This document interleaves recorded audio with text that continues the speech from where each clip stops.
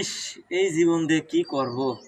শালা যদি 1 কোটি টাকা পরে পেলাম নে, 50 লাখ টাকা দিয়ে একটা আলিশান বাড়ি দিলাম নে, তারপর ওই বাড়িতে থাকতে পারলাম না, বোর যন্ত্রণায় 10 লাখ টাকা দিয়ে বউ বিদায় করলাম নে, তাহলে 60 লাখ গেল।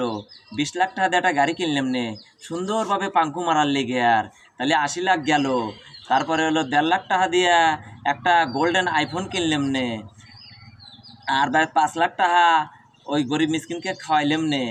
তারপরে যে টাকা বাঁচতো ওই টাকা দিয়ে পোলাপান রাখলাম নে, সুন্দরভাবে ওই আইফোন দিয়ে রিলস বানাইলাম নে, টিকটকে ছাড়লাম নে, ফেসবুকে ছাড়লাম নে, আর হলো ইউটিউবে ছাড়লাম নে।